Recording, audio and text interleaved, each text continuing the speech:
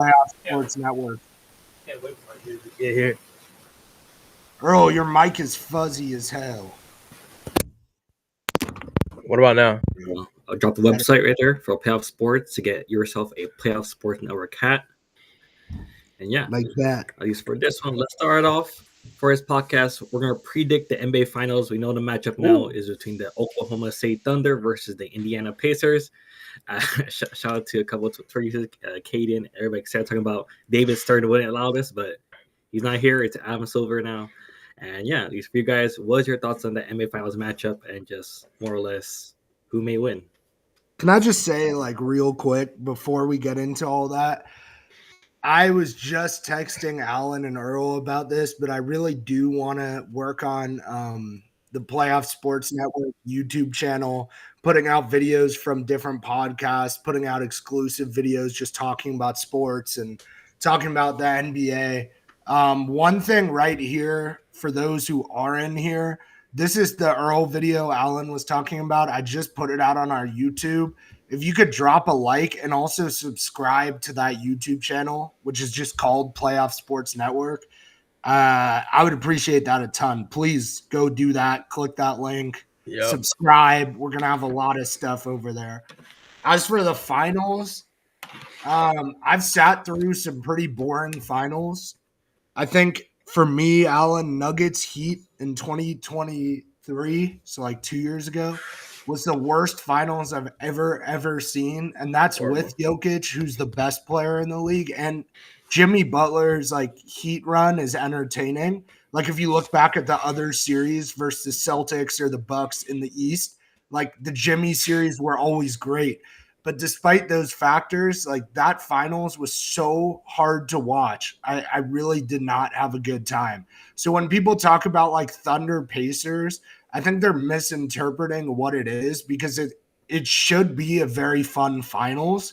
It could be quick. I understand that the Thunder can sweep or win in 5 games against the Pacers, but the Pacers keep pulling off miracles. And I think it's fair to say that it's going to be a 6 or 7 game series, even though I have the Thunder winning. It's genuinely an entertaining finals with 2 crowds that both deserve it. And I don't know if that's dumb, but that's another thing I've been thinking. Like the Thunder crowd always shows out in the playoffs. The Pacers crowd, same thing. And so I feel like these fan bases actually deserve to be here. The Thunder haven't been here since I think it was like 2012, 2012. They lost to LeBron and the Heat in them with like KD, Westbrook, Harden. You guys know the team. They haven't been here. And then the Pacers haven't been in the finals in a lot of our lifetimes, I think. I think it's been about 25, 26 years. I don't see what's wrong with the finals. I didn't want the Knicks in the finals. I wanted people who deserve to be there, which based on this playoffs was the Thunder and the Pacers. Say what you will, but both of them deserve to be in the finals and deserve to compete for a championship. So I don't know why people are complaining that it's small markets. Who cares? It doesn't affect us. The only thing that's better, the only difference that could happen for us is that the Lakers are in the finals because we're Lakers fans. But aside from that, like, why are we complaining? How do we have the right to complain about this? So that's kind of where I stand. Yeah. I'll just go right after. I think this finals is going to be really entertaining. I think Jake made a lot of great points about both of these teams. And I don't know, man. I feel like just from the Pacers' point of view, they play entertaining basketball.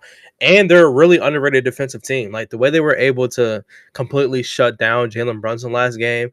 I think it was Andrew Nembhard had like 6 steals. He was pressuring the ball every single possession when he had Jalen Brunson on him and absolutely made it suffocating, even Pascal as well. And they understand this moment. And I made a TikTok video about this, but like Pascal Siakam's got to be up there on one of the most underrated players in the NBA. When I talk about like, okay, teams need to go get a veteran on their team. Like that was my point about the Rockets. People try to fry me, whatever, because I said the Rockets are lacking like veteran leadership. And I'm talking about veterans who can contribute at a high level and bring that type of experience. Like I thought maybe Fred VanVleet would be that, but I feel like his offense is just way too inconsistent for that team. But for the Pacers, Pascal Siakam not only knows how to react in these moments, like he's been in tough situations where you have to win that Sixers versus Raptors game. Like he knows what those type of moments are, and he's not afraid of them. Like we seen last game, he was able to kind of lock in on both ends of the floor and really not blow a 3-1 lead. So I think he doesn't get talked about enough. And Tyrese Halliburton, like, did he have a bad game last game? Yes. But did he show up when it was time to close out the series? Yes. So I'm excited to see how they play. And like Jake said, this is a team that has been the underdog pretty much the whole playoffs. A lot of people wrote them off. Even the whole season, people were talking about how Tyrese Halliburton had a drop-off year, but he's proven a lot of people wrong in that aspect. And he's shown up in big-time moments. I've seen him win games when he's up by 20. I've seen them fight back when they're down by 20, 25, 30. So for me, it's hard to get to this point at this stage of basketball, NBA Finals, and be like, oh, they don't have a chance. So for me, I think I'm probably rocking with the Pacers. Like, and that's with me saying, like, I haven't got to my OKC take yet. Like, OKC has to be one of the most entertaining teams I've seen in a minute. Like, I know there's a lot of hate around OKC and Shea, but I think people make the free throw thing way bigger than what it is. Shea, the core of Shea is he's a great mid-range finisher. Like, he is an elite mid-range shooter. And the thing is, he has attributes from your favorite players. If you're a Jordan fan, if you're a MJ fan, if you're a Bron fan, all those guys excel at the mid-range game, and Shea has mastered that as well. So people who, oh, he's a foul baiter, whatever, like, he's just mastered the game. If they're going to call the fouls, he's mastered it. James Harden did it. Michael Jordan did it. I put up stats on that. Michael Jordan, at this age, he was averaging like 12 plus free throws a game, not even close to what Shea's putting up. So if you don't like Shea, you don't like MJ either. So for me, I think both teams are very entertaining. I'm with Jake that Nuggets, I can't remember a single game from that series at all. And I'll go on to say we're probably going to remember every game of this Pacers Thunder series. So my predictions, I probably got it going to like at least 6. And I got Pacers, man. I don't know what it is about this team. It just feels like one of those years where the Pacers have a lot of momentum going into this finals run, and they look like they're ready for it. Like I said, I give a lot of credit to experience, and I think Pascal Siakam definitely helps him a lot in these finals moments. Like, he's a guy who can kind of calm down the locker room.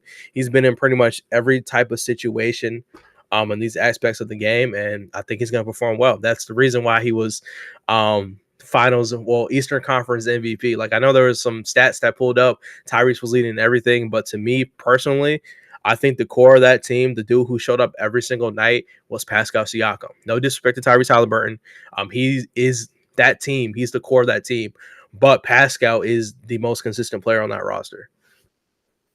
Yeah, especially that series. And like to your point about like the predictions, like another thing is I predict that the viewing numbers, like the TV ratings, are going to be a lot better than people are talking about, right? Like with those both being a small market, like I kind of see it differently. Like I think people are going to want to tune in, and they do think it's entertaining. And on the Shea, like, free throw side of things, which I do understand, yeah, it keeps going back to the stats that like Earl was alluding to of like Michael Jordan, Kobe, all these guys who scored over 30 points per game, especially in the playoffs, were taking over 10 free throws a game.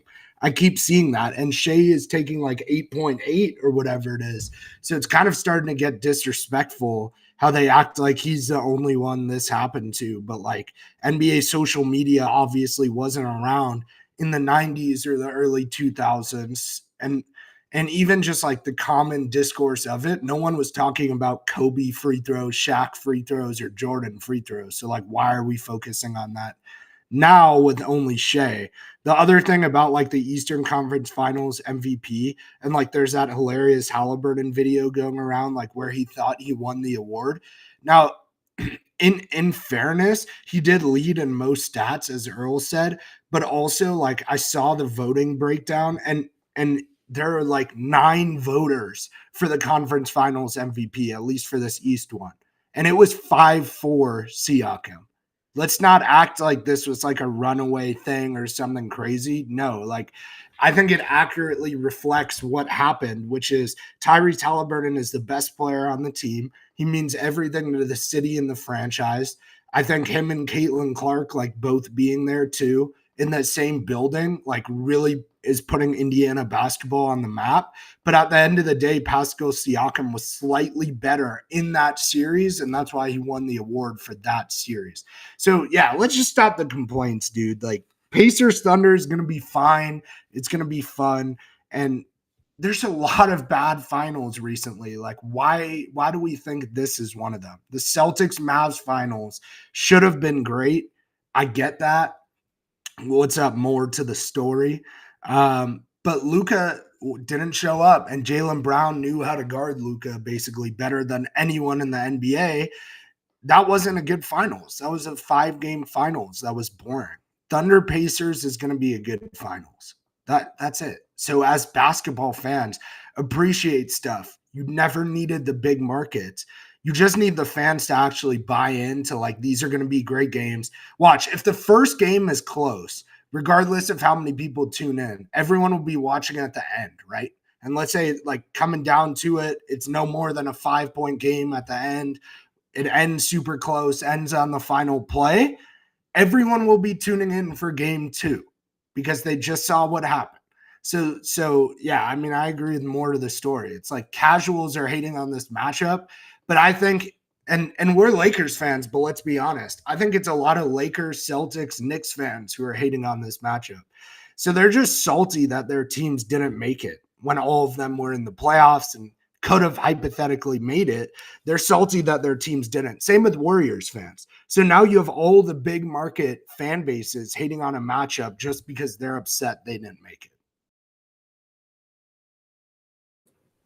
Yeah, I agree with you, bro. I think it's like hating from outside the club is crazy, man. Like I get it. You're a little bit salty, like you said, the Celtics fans, the Warriors fans, the Lakers fans of the world.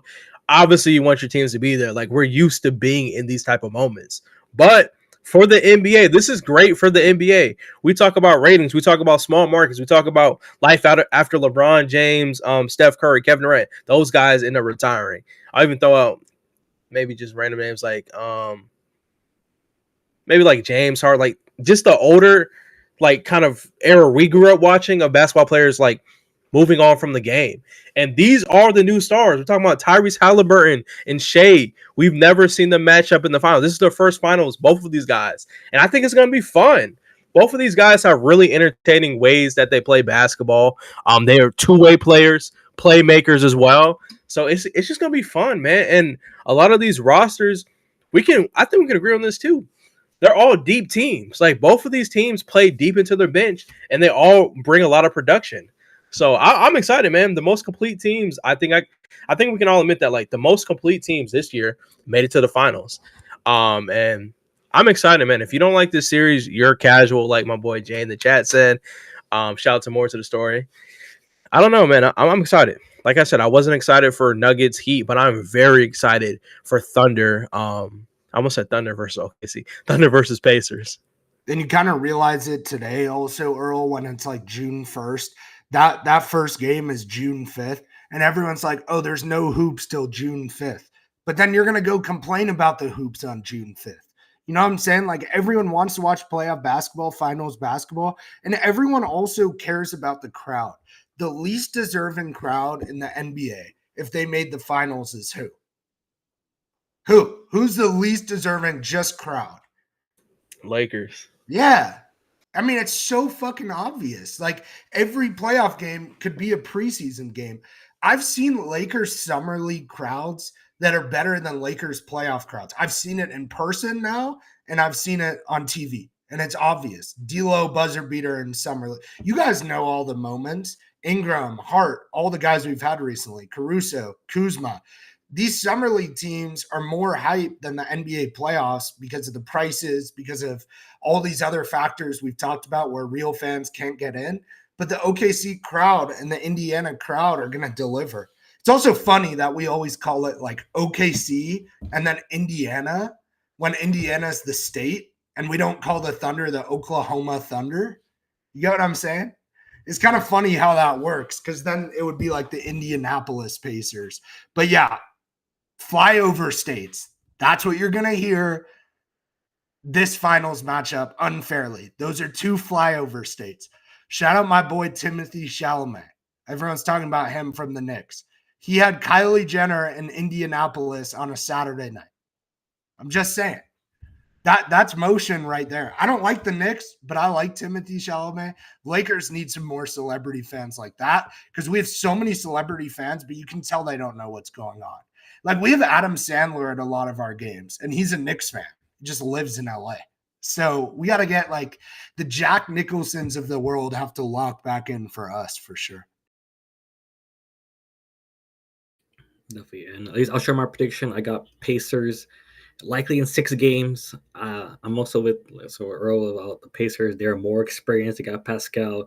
I think Tyrese Halliburton has been elevating his game. I'm not gonna say the same as Shea because Shea, of course, is the MVP doing his thing. But Tyrese Halliburton is no joke. I think it's arguably maybe top 5 point guards in today's NBA. He's one of the best out there, and he's definitely becoming a star in today's game. And just like their experience, I think is even greater than Oklahoma City's. Even though Oklahoma City has a great unit, they got Caruso, they got some other young guys on the court. So it's just a battle between heart at this point. And I think that when it comes to between those two teams, I think the Pacers got more heart than the Oklahoma City Thunder team heading to the finals because it's going to be nitty gritty. I think there may be even a score where both teams have under 115 points because their defense is going to be ruling in. We're going to see a ton of these turnovers and this and that for this matchup.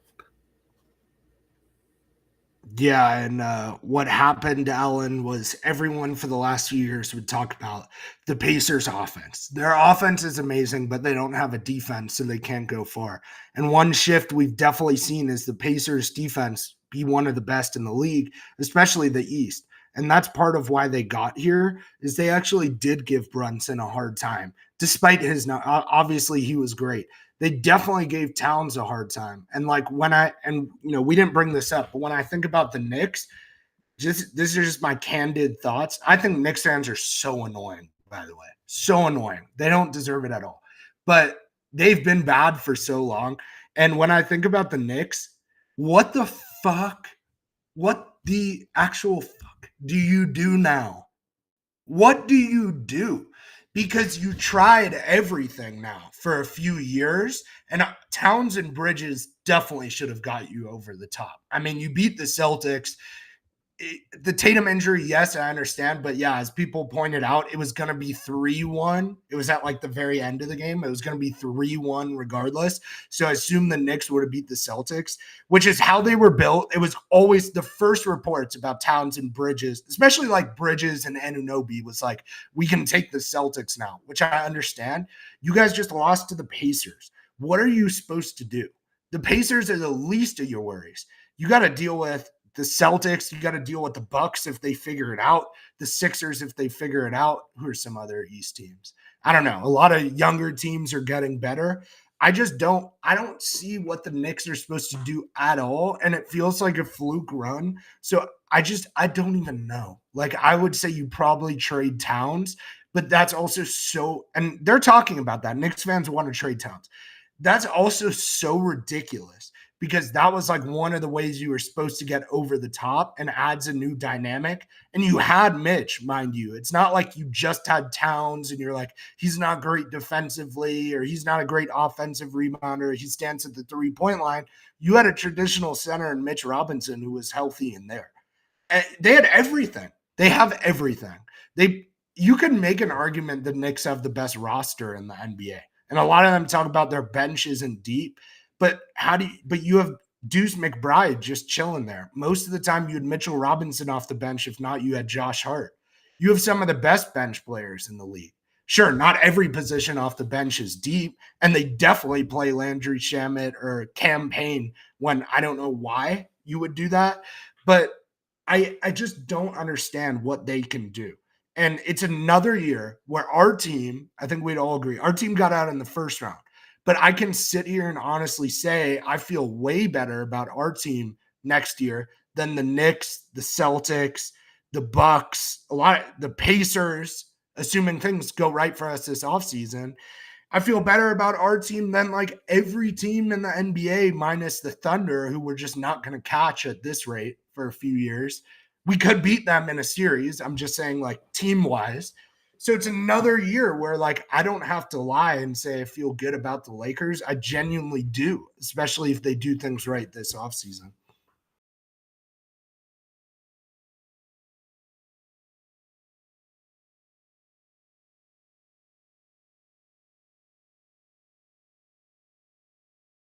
Yeah, and let me also throw out something right there. Talk about matchups between matchups.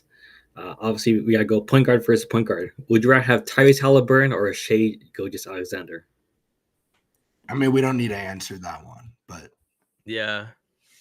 But like Allan said, Tyrese is a top 5 point guard in the NBA. I think off like the aura and the experience of this playoffs, you could probably argue, I'll just say argue, he's top 10 in the NBA. Maybe not in sheer talent, but in how he leads the team and the success. This is multiple years of success, if we're being honest. They were in the Eastern Conference Finals last year, and they played the Celtics, who were one of the best teams of all time, and like got swept or lost in 5. Like, but it was multiple years of success by Halliburton. So I think you can argue he's top 10, most important in the NBA, and he's never going to be the face of the NBA. I've seen some like talks about, I think Earl, you posted it, Paul George, but I do think he's top 10 in terms of face of the NBA, and that's still really impressive. So, I mean, obviously we're going to take Shai there. Yeah. I'm taking Shai too. Like, I think MVP for a reason. Yeah, Shai. Yeah. Next matchup, we got Lou Dort versus Andrew Nembhard. I think Andrew Nembhard right here. Yeah, it's Nembhard. It's Nembhard for me. I think Dort is great, but Nembhard can elevate to this level that it's impossible for Dort to elevate to. Maybe Dort, though, is like more consistent with what he brings, and Dort is still a perfect player for the Thunder. Yeah. I'll probably go Andrew here too. I think his offensive ceiling is just a lot higher. And we've seen him, like you guys said, he's a guy who can just go nuclear anytime he needs to as well. So when the opportunity presents itself, he can definitely show up. Yeah, and at the end of the day, like the Siakam acquisition and keeping Turner for all those years are moves where they should be credited. But they found diamonds in the rough with Andrew Nembhard and Aaron Nesmith. Aaron Nesmith was on the fucking Celtics, dude. Like, he was on the Celtics. And the way they find diamonds in the rough is very impressive. And then also just like how they retain talent with TJ McConnell and Miles Turner. Yeah. Speaking of Nesmith, we got Nesmith versus J-Dub. I think J-Dub got to take this one. Yeah, it's Dub for sure. I mean, okay, no, it's J-Dub for sure. All I'll say is this. No. Yeah, it's J-Dub. I just feel like Aaron Nesmith. Oh, Aaron. I get Aaron, them confused. Yeah. Aaron Nesmith, I feel like he's just like Mr. Heat Check. Like, literally, if his first 2 go in, like, he can easily go for like 18 plus. But at the same time, I think Jalen Williams has established himself as the solidified number 2 option on that team. And he's a two-way player. Obviously, second team all defense. Yeah, Jalen Williams for sure. Like, Dub gets a lot of hate, but he's second team all defense, the clear number 2 option on a finals team. They're the favorite in the finals too. Like, if you can be a number 2 option on any finals team, you deserve a lot of credit. And so does Siakam, who I know we're going to talk about in a second. Yeah, next one we got is Siakam. Now, feel free to correct me, guys. Is Chet Holmgren the power forward, or would it be Isaiah Hartenstein? Yeah, I think Chet plays power forward, if I'm not mistaken. I mean, it's got to be Chet if both of them are in. Yeah, Chet. Straight up, I'm taking Pascal. I just think Pascal's game is a lot more consistent. While Chet is the better defender, I just think Pascal Siakam all around his game is more polished. And that's not to say Chet can't take more steps in his game, which I think he will. But right now, I got to give the edge to Pascal. And I think at this rate, Earl, Chet will finish as the better NBA player all time, which is actually impressive considering Siakam, has already won a finals. Who knows what'll happen here? But I think Chet, his defense alone, he'll finish as a better player all time, as I said. But right now it's Siakam. Chet is a year or two away from being able to win like a conference finals MVP, which Siakam just did. Yeah. And then the last matchup we got is Miles Turner versus likely Isaiah Hartenstein. Now, I think there's an argument for Hartenstein, in my opinion. I think Hartenstein has that defensive ability. Now, we know Miles Turner offensively is better, but defensively, I feel like Hartenstein is the guy to go to. Yeah. Personally, I'm still sticking with Miles, man. I don't know. I feel like Miles' offensive upside is just better to me. I know Isaiah Hartenstein has like the super efficient 85+% little floater hook shot, whatever that thing's called that he throws up. That looks absolutely crazy, but it's the most efficient side I see for the OKC Thunder. But Miles Turner, in my opinion, he's closer to like a 3-level scorer. He has the mid-range game, a little bit of a post, not super athletic, but he can dunk, and he has a 3-point game. And he is capable of being a good defender. Like I've seen him get really tough blocks. Is he better defender than Hartenstein? No, but I think his offensive game is just far better, in my opinion. Yeah, I think his defensive game is slightly better, but it's not like Turner can't get blocks with his height and length. I think Hartenstein is a way better passer, obviously, so he can kind of be a hub for how they run things. And I think to Allan's point, like it's cool that it even is a conversation, but I'm going to still go with Miles too, because I kind of feel like he's like Towns if Towns was kind of like a dog, if that makes sense. Like if Towns wasn't scared to shoot that or dunk that or drive here or whatever it is, I feel like that's Turner in a way. Cat is still better than Miles Turner, obviously. For sure. But I really like Turner's game. I think all Lakers fans have really liked Turner's game for the 6 years. Yeah. And then shout out to the chat, fresh to death. Defense wins championship, stop leaning towards the offense. I agree with that, but like in a setting where I feel like both of these teams are great defensive matchups, I'm kind of looking at the edge of the offense of Miles Turner compared to Hartenstein. Like we said, like Hartenstein's a great defender, but I don't think Hartenstein's defense is just like miles ahead of Turner, no pun intended. Miles ahead, I like that.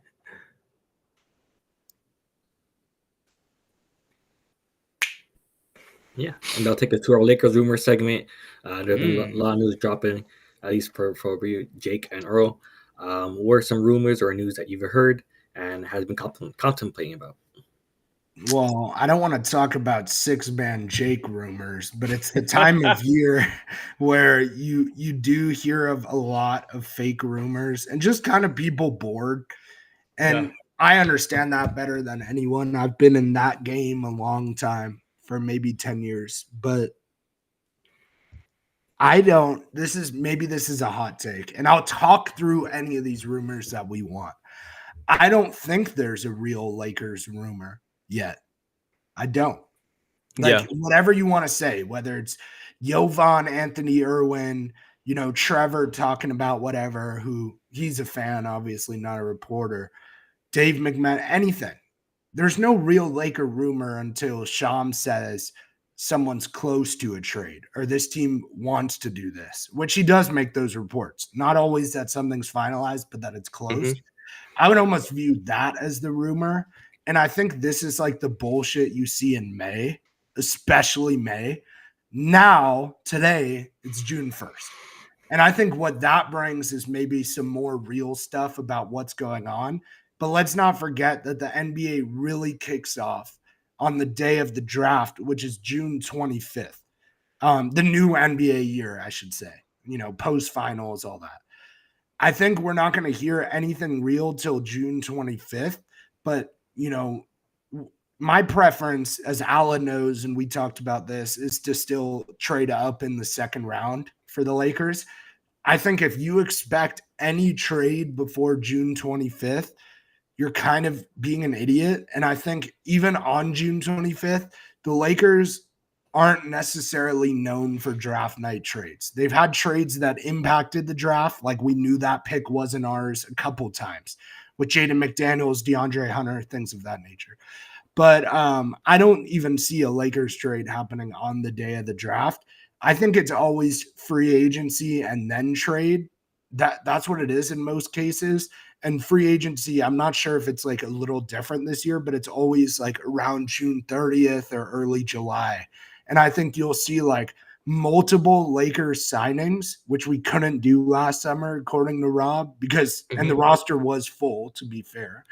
I think you're going to see multiple small Lakers signings, like 2 or 3 vetmans. And obviously, we'll know what Braun's doing. And if we have a full MLE, which I think is projected at like 14 a year this year, or the taxpayer mid-level, which was previously like 5 point something, maybe it's 6 point something now.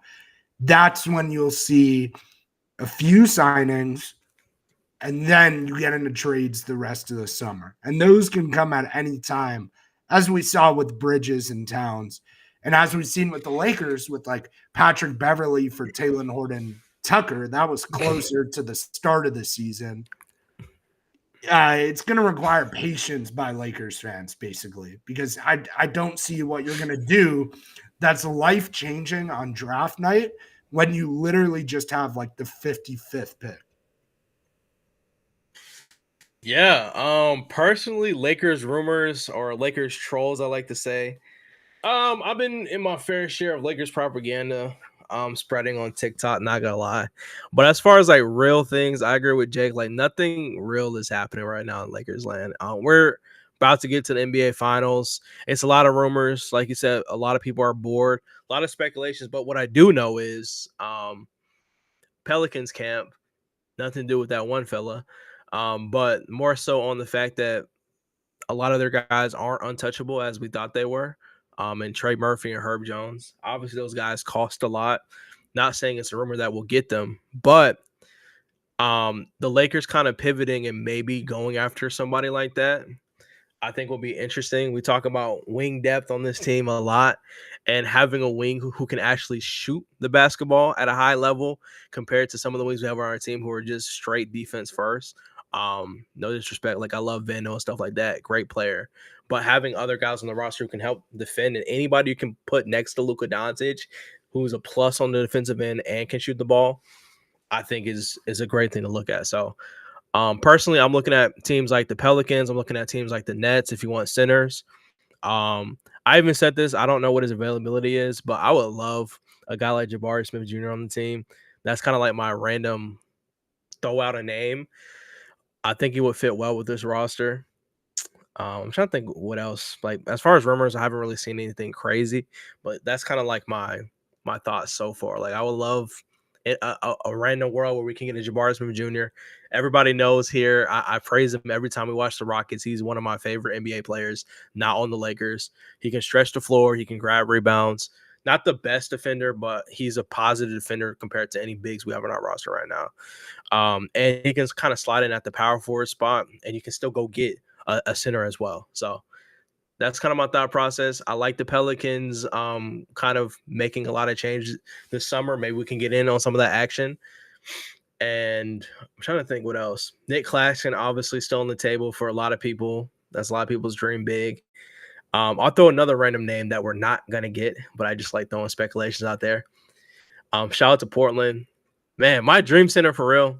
Everybody, Walker Kessler, whatever. My dream center who we cannot get is Donovan Clingan, man. Like I watched him play this year, and the little minutes he got this season, his production is absolutely insane, bro. He can play make, he can finish at the basket, great defender. He plays well in the pick and roll action. That's somebody we need with a Luka Doncic type player. He fits the timeline. He's a second year coming up this year. I think he'd be the perfect fit. The only problem is I know they're not getting rid of him, but that's my dream super center target. But now that we've gotten into like the we trade for Luka era, I don't know what's realistic and what's not. Nowadays, I don't know who's available and who's not. So I'm gonna just shoot my NBA shot, I'll say. Another thing, Earl, is like, who can know who's available and who's not? And I think you were just saying that. Like, the Luka trade, yes, but it always goes back to the Mark Williams trade, which is just completely out of nowhere. Like, they're going to talk about the Luka trade. We had no idea Charlotte wants to trade Mark Williams. We have no idea that's someone the Lakers would look at. An injury-prone, 7'1", 7'2" center who's that young on a low contract. When did we ever say that the Lakers should go after him? We didn't. We just talked about the same people, whether it was Claxton or, I mean, for a lot of people, they wanted Kessler. But how do you actually know who's talking and who's available? If you want to go off the predictions game, which the predictions game works sometimes, because on the flip side of all that, Dorian Finney-Smith was a clear top trade target for the Lakers, as well as a bunch of other contenders. And the Lakers and the Nets, were rumored to be talking for a while, especially even like D'Lo going back to the Nets. Like, where else was D'Lo going to go except the Nets, right? So if we want to play that game, Brooklyn is by far the most likely team for the Lakers to trade with from the outset, because now we learned after that Rob Pelinka and Sean Marks, the Nets GM, are good friends. They also just made that move. A lot of people criticized the Lakers-Nets relationship prior to that move because Joe Tsai, the owner, didn't want to send Kyrie to LA. But that was an isolated incident that has nothing to do with anything and stems from, them really feeling like Kyrie did them wrong. They didn't want to send him to his preferred destination. That's all it was. But the GM is good friends with Rob. Claxton is pretty much exactly who you need. It may not be the most sexy thing, for lack of better words, but I would say it's by far the most likely trade of the offseason is the Lakers get Nick Claxton. I don't know what that price looks like. I don't know if we can fleece them. I felt like we fleeced them for Dorian Finney-Smith, honestly. But Claxton is a better player and someone you need more. Don't know. Just don't, like, when it comes to Lakers rumors, do not talk about Walker Kessler. And not because, like, Danny Ainge doesn't work with Rob. I've always said this. They've worked together 3 times recently. 3 times. The Jazz and Lakers. I don't know if the last one, like, not knowing about the Luka trade, like, left a bad taste in his mouth. I can't tell you that. I don't know. But stop talking about Walker Kessler, because clearly they don't want to trade Walker Kessler, and they never have. And I don't know why everyone thinks that's this trade target when really he's this young, kind of elite defensive center. Why would they want to trade him? They don't have to, and they never had to. They're weird with him. They don't play him as much as they should. Maybe it came from that, but just don't talk about Walker Kessler. Almost everyone else is on the table. The last thing I'll say, I talked to my cousin recently about this, who's a huge Laker fan in LA also. Shout out Jonah. And we were going through each team, trying to figure out the ones that are likely. And there's actually not a lot of teams that, like, from our position look likely to trade with, because the West contenders don't want to trade with you to make you better. That feels obvious. Like, whether it's a Golden State, Minnesota, OKC, Houston, any of those teams at the top. Thunder, obviously. I would even say the Spurs. Why would they trade with you? They want to be in the playoffs next year. The Trailblazers even want to be in the playoffs next year, ideally. So there's a lot of teams that won't. And even in the East, like, you're probably not trading with the Celtics or the Knicks or the Pacers, the Bucks, unless they trade Giannis. The list goes on. Then there's the teams like the Kings, which, yeah, they should make trades, and they suck. But the Lakers and Kings have made 4 trades in franchise history. The last one was in the 70s. And I'm pretty sure all 4 trades were when they were the Kansas City Royals or something like that. So the Lakers and Kings hate each other. And there's a lot of situations like that with the Lakers, where people think we're rivals and they're not going to trade with us. The Lakers and Clippers have hardly made trades ever, except when we got absolutely fleeced, as we all know, for Zubac. So there's not a lot of teams you can even trade with, but I wouldn't rule out the Nets, the Jazz, the Magic. Who else? I'm trying to think. But like those three are definitely high up there. Yeah, it's just more of a situation where Rob Pelinka, whether he prefers to trade for a center or he wants to focus on free agency and get that free agent center, whether it be Clint Capella, Steven Adams, or etc.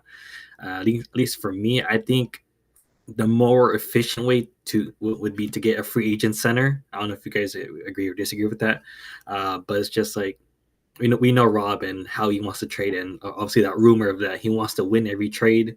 And that's sometimes going to hurt him. And I think that if he does has that same mentality going to the offseason, I think that could hurt him when trying to get a big time center that's reportedly rumored. Maybe it hurts in the sense that like we don't do certain things because we get scared like about perception. And I would say like the two trades we definitely lost came a long time ago with the Zubac trade. I don't know if that kind of made Rob feel like that, but obviously the Westbrook trade likely did, right? Because you clearly lost that trade. So maybe that's why. But to your point, like I'm feeling like the only option is you do both free agency and trade for a center, both, because I don't want Hayes to be the backup center. I'm totally cool with getting a center in the draft, as we talked about, but it's probably a third option until they prove their second option sort of deal. And then the names you mentioned, like I think Steven Adams will probably stay in Houston. I have a Steven Adams Lakers profile picture on Twitter. Like I love him. But if you can get an Adams or you can get a Capella or someone like that for really cheap, just hypothetically, you probably want that to be your backup center, especially like a bigger bruising center. I think I'm good with that as a backup, but you're still then a Claxton away, or as crazy as it sounds, even a Mark Williams away. He's not best case, but he's kind of worst case of like the starting tier centers. You need someone who's like, okay, they're clear starting center and hopefully a little young so they could be around Luka for a long time. And you feel like you got that out of the way. Because if you put all your chips into the Steven Adams basket, you didn't solve your center problem. Like you put a bandage over something that requires surgery, is how I kind of feel.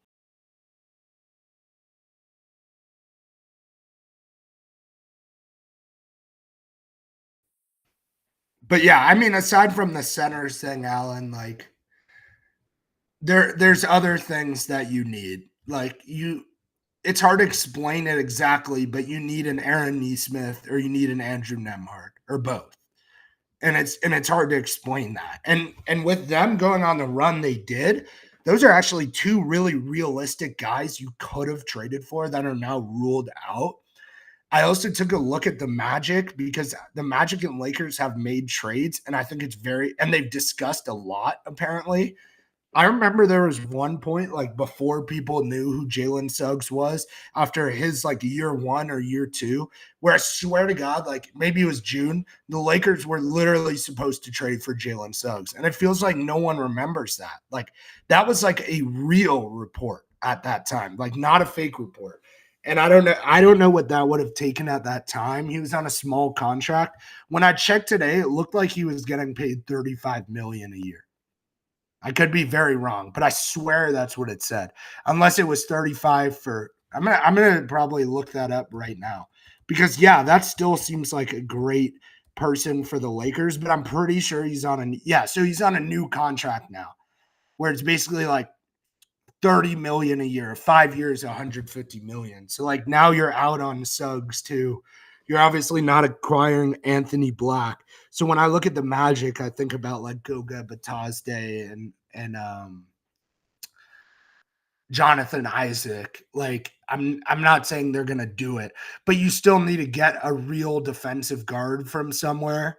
And I think that's why, like free agency wise, I really do like the idea of like Bruce Brown. If you had like a not the full mid-level exception where it's like $5 million a year, I like the idea of like Bruce Brown on that.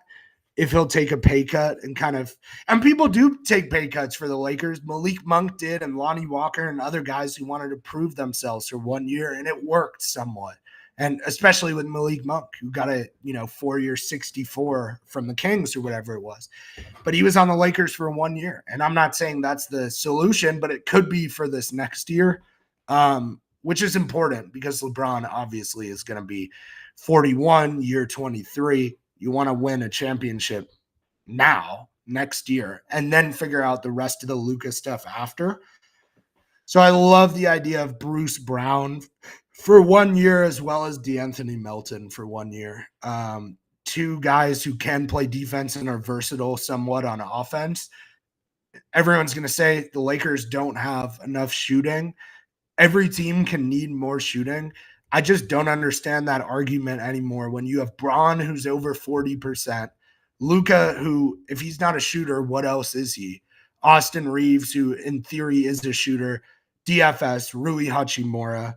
Yes, the Lakers have enough shooting. That was not the thing that took us out of the playoffs, was shooting. It was a lot of other stuff, including defensive guards who you can actually play.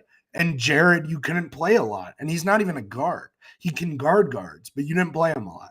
So you're going to need a DeAnthony Melton off the bench or a Bruce Brown off the bench or whatever it is. More of these guys who are, I love the phrase Swiss Army knife type of basketball players, but ones who defend hard at the point of attack, which you'll hear a lot this summer.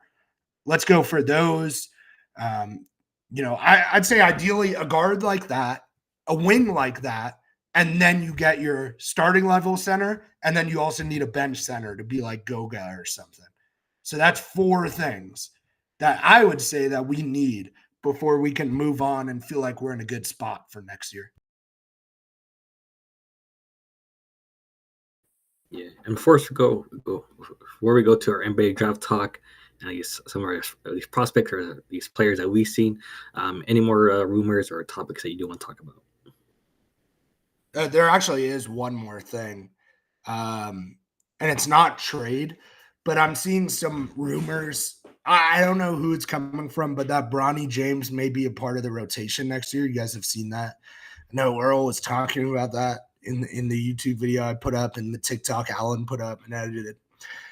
I don't hate that take, like weirdly. Like I think he needs to show me like 20 points per game and 2 steals a game in summer league and maybe even some playmaking.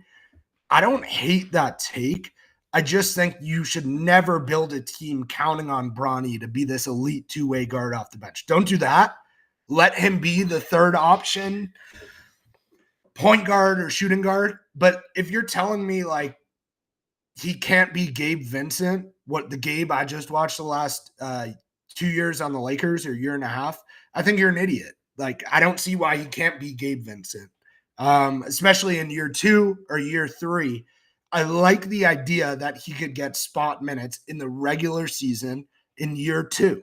Just don't go into the playoffs thinking he's a part of the rotation. That is probably where you lose me unless he takes like a huge lead. Yeah, and I think I'll just second that. I think having him in the rotation coming into like the regular season is great. I do agree a lot of things like right on Summer League. Honestly, Summer League for me, watching players is like, okay, what did you learn? Like, are you ready to take that next step offensively? We seen it from Max Christie. We talked about it. He looked confused on the court. Like first year and a half, he looked confused. He had no direction with his offensive game. Defense was always solid. But then when you get into like year 2, year 3, okay, you get out there, it's your team. You're running the offense. Everything's running through you. The flow of the game looks easy. You're getting to your spots, and you're keeping your teammates involved. And we even talked about like when Max Christie like shut down for Summer League, our Summer League was over. Like he was the hub of that team. And I think if Bronny can kind of have a similar notion to that, I think it'll be great. And regardless, I agree. I think Gabe Vincent really hasn't given us like much. And that's not disrespect to Gabe, like, but watching Bronny, and I know we don't have the greatest sample size. People probably get annoyed for us to keep saying this, but what he did versus the Bucks, I felt like it was impactful minutes. He had impactful gameplay, and he really, no disrespect to Gabe, but like I can see him if he had a chance to get consistent minutes throughout the regular season, he can do exactly what Gabe Vincent did this season easily. And I think that's sad to say, especially with Gabe kind of eating up at our full MLE. Obviously, wasn't the signing that we imagined him to be when we made that deal. But I agree. Like, I think it's kind of a play by ear situation. If he does turn out to like take this huge jump, a huge leap, maybe he is a playoff rotational player. But if not, I think the focus should be, okay, how can he help us contribute his development in the regular season, coming off no real stakes into it, like second, third-ish guard off the bench. I don't see a problem with that at all, especially if we make the moves we need to fix the holes in this roster, like you said. Getting those extra guard defenders from free agency and maybe a trade here or there. I don't have any problem with Bronny kind of stepping in and taking that next jump. But I like it. Like, that's kind of crazy. We talked about it, a week ago, and now it's getting like massive report that it could really happen. And, the big thing, of course, to end on that is Summer League is coming up. Where I was last year, I talked about it a ton. I saw Bronny as a rookie, and I did, like, honestly, looking back, I think he was terrible. And, there were some okay moments, but compared to where he is now and what he did in the G League, he should be like 8 times better at least at this Summer League. I may be there again, depending what I work out with Novig, so I'll keep you guys posted, but we've discussed it already. I'm looking for like a huge year 2 leap and maybe like limit Dalton Connect to some degree. Like, I don't know if that's crazy. I don't think he needs Summer League reps that much. And I could see Dalton Connect being shut down, like one of those year 2 guys who drops 30 in the first game and gets shut down. I don't know.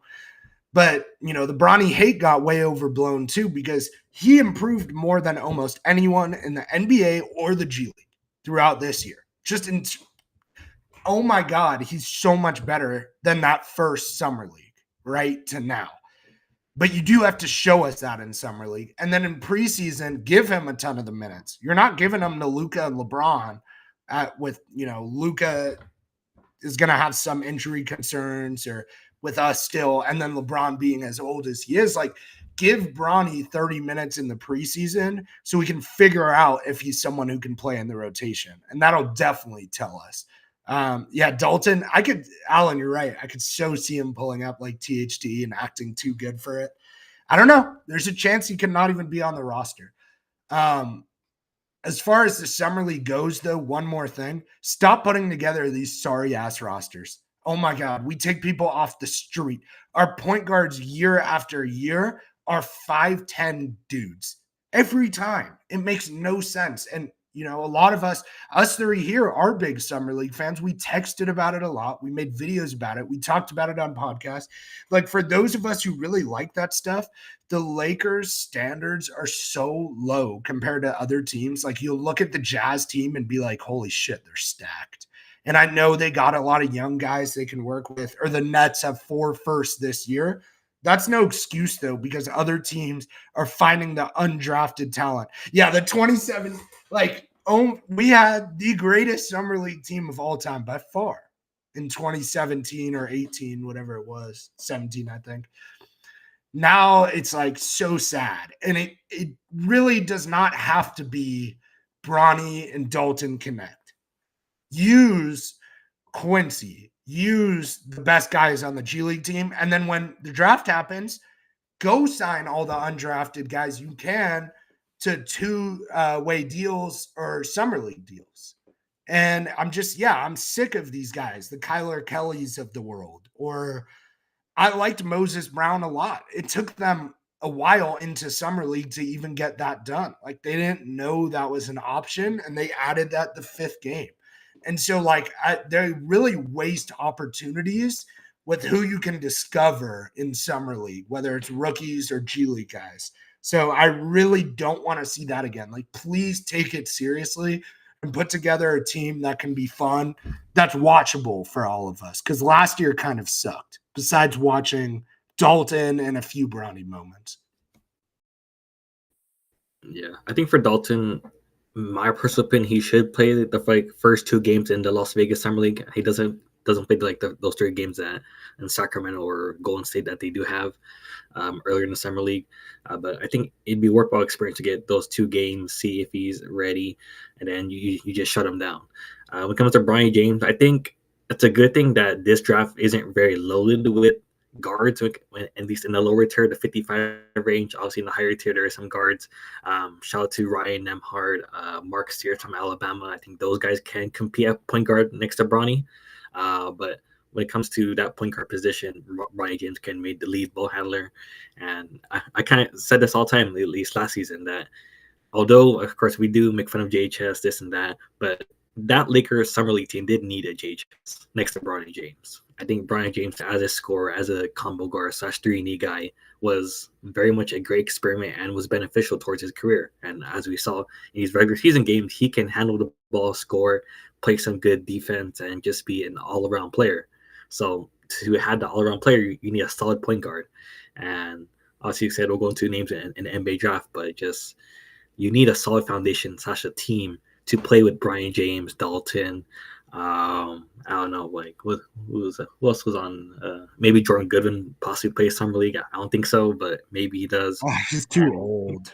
Yeah, it's like there's many other players that you can build around with this team. I think we could build a really good team to be, I don't know, have a winning record, because I think these last couple of weeks we haven't been a winning summer league team. Yeah, but and like Allan, why not take it serious? Like, what do you have to lose by winning every game? I just don't understand. They don't take it serious anymore. They did when we had young guys and they had a lot of options to play with. But like last year, they had Quincy like way down on the bench, I think, and he had like one game where he had like 20 points or whatever it was. Like Quincy Olivari is still on the G League team, as far as I know. He got cut from a 2-way, I believe, but he like ended up just going back to the G League team. Like he'd be one of the best people in the summer league.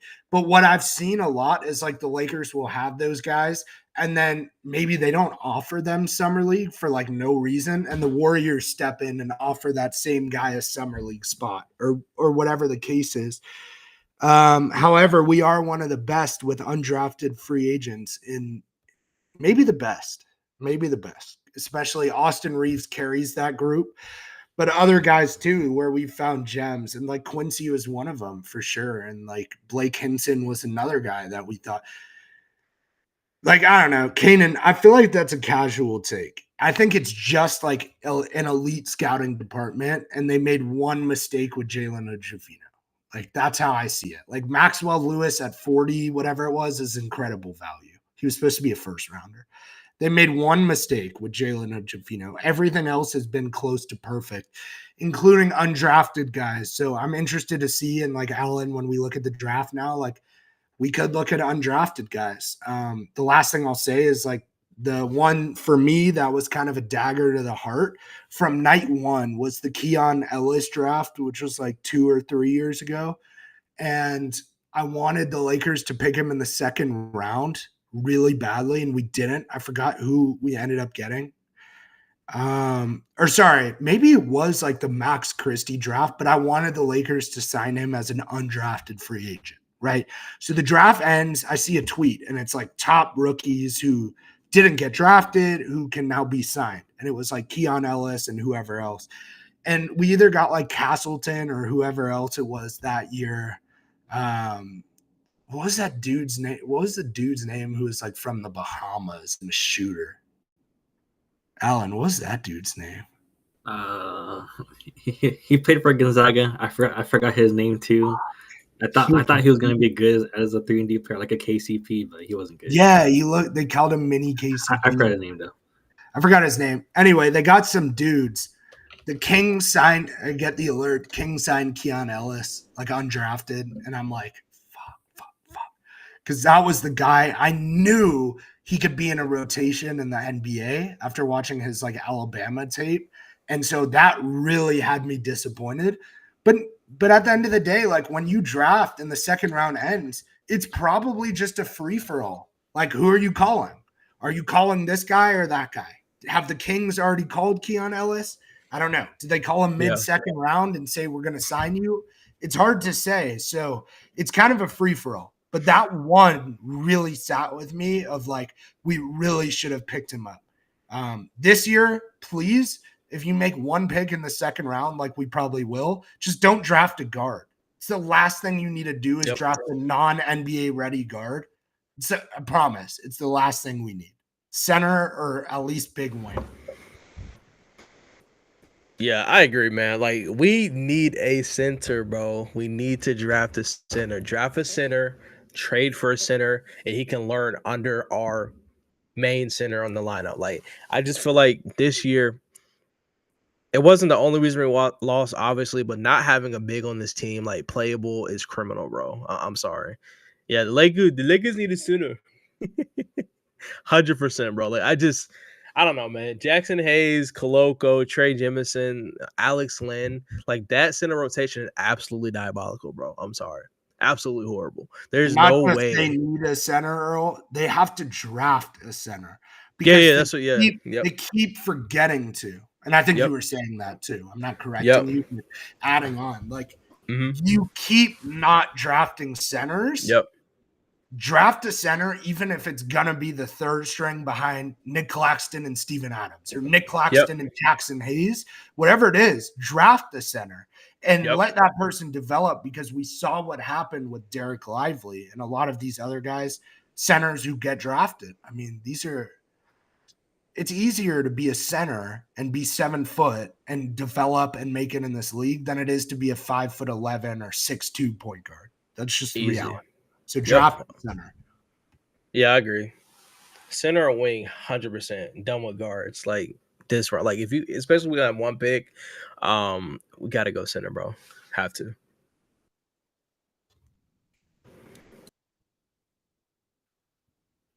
Yes, indeed. And of course, speaking of centers and speaking of draft, I kind of bring up discussion, and I don't know if you guys seen it. Of course, there's a couple of names who returned. Yaxel Landenberg, of course, did transfer to Michigan. He returned.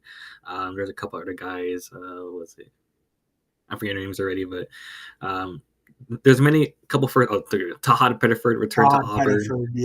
Yeah. So like, there's many names that were potential first rounders / early seconds who did return to the college, and that's going to affect this draft class. Now, I didn't say it's severely nor negatively going to affect the draft class, but I'm here and saying that the Lakers are sort of fucked in the late second round with those returns.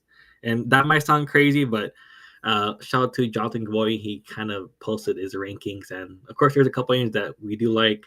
Amari Williams, Ryan Nembhard, Sears, Grant Nelson out of Alabama, Kobe Brea, Micah Peviger, and Hunter Silas were good there, but I think the Lakers are sort of fucked, and they have to trade into the 40s to get a really win now type of player.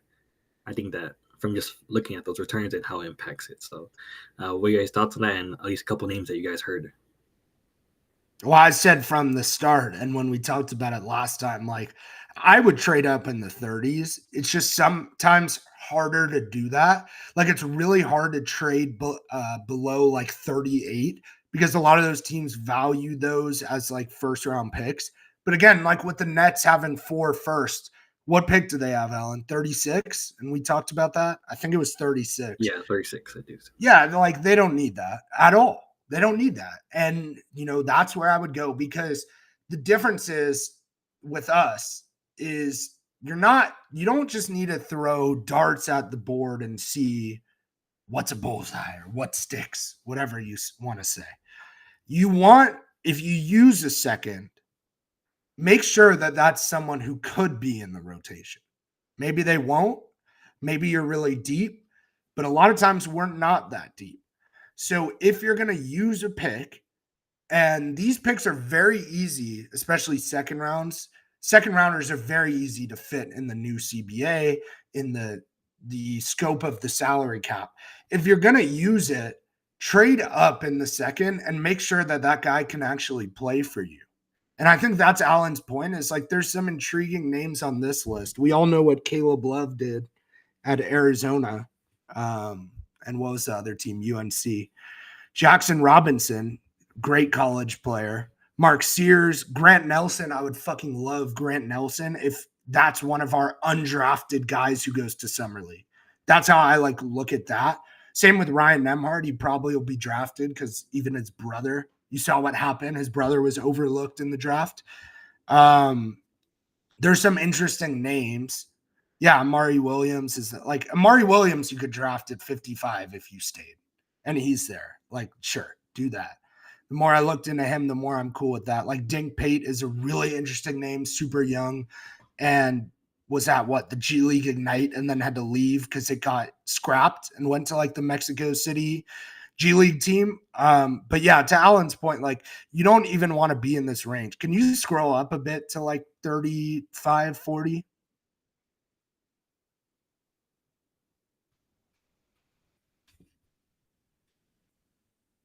All right, let's see. It's blurry right now. Let's let it buffer.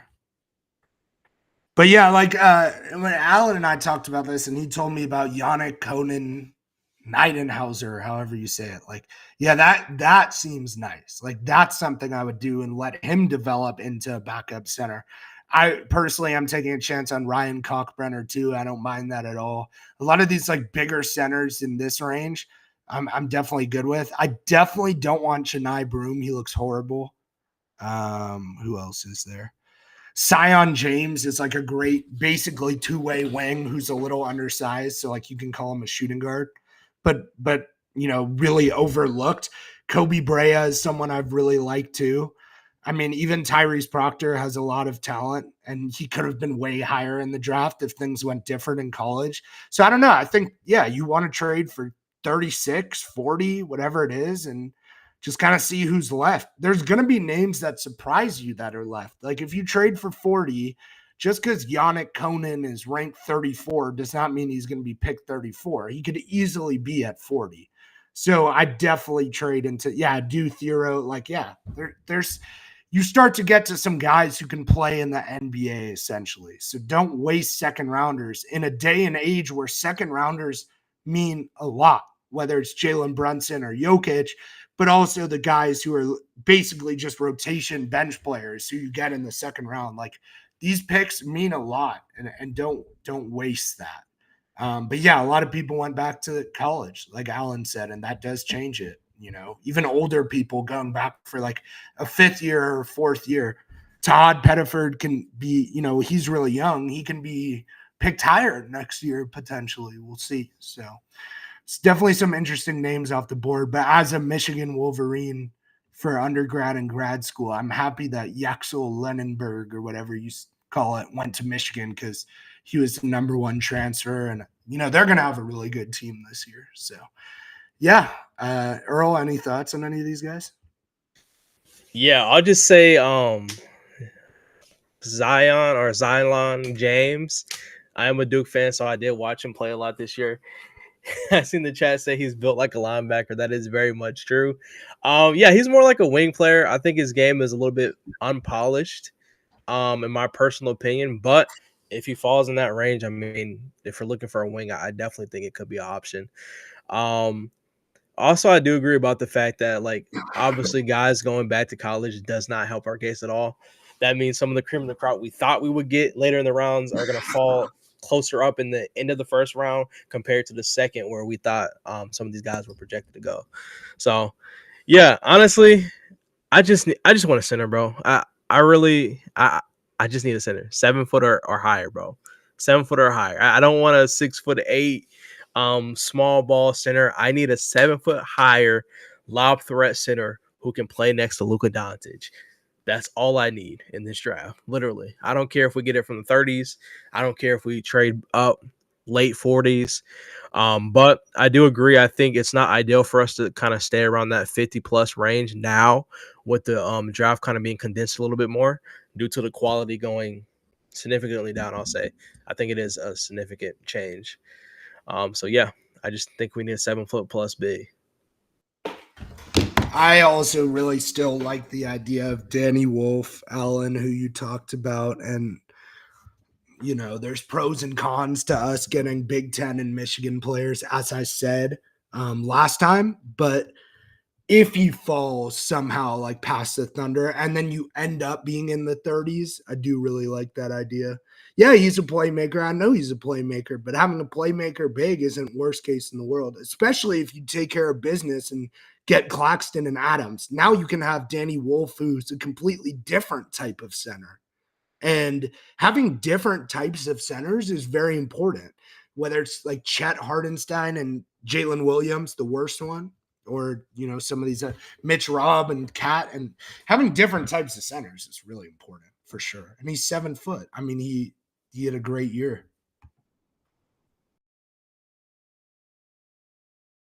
Yeah.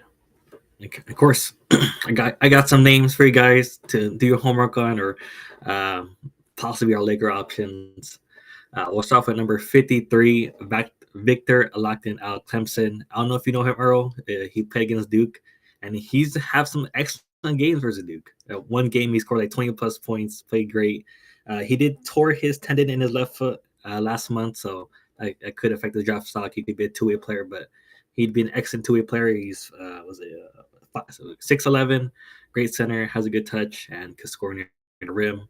I'd be really great fan of him. He really, when I say what's it called, he uses his size well. Like he like when going for a block, he blocks it straight up, and just great center. I think that'd be variable useful for the Lakers.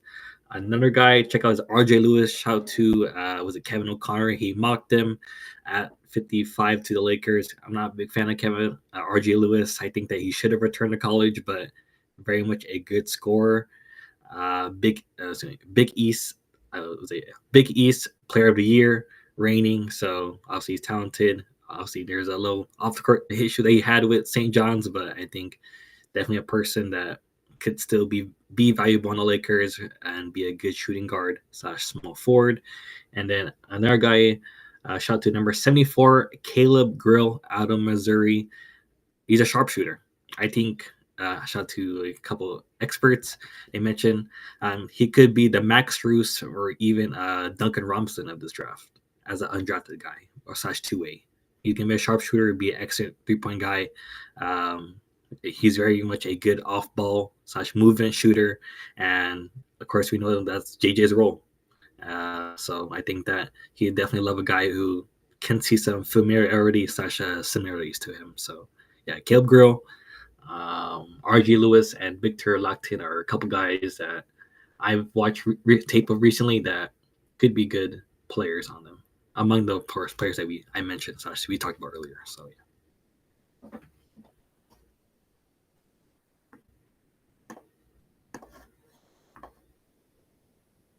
yeah. It's you guys. Anything before we do end the podcast for this one? No, man, I think we covered it, and it was fun doing this with you guys again. I'll definitely say I want to start getting out more clips on YouTube and social media from this podcast and like from other stuff we record on this channel. Earl and I are talking about doing more for the YouTube and starting that tomorrow. So yeah, as always, a lot of good things on the way, and shout out to Kaden and everyone else who tuned in. Shout out to you two guys for always making this fun. So yeah, that's all I got. Yeah, I'll say I'm super excited. Every week that passes is closer that we are to the NBA draft, and then after that, Summer League, which is one of our favorite things to do over the NBA break.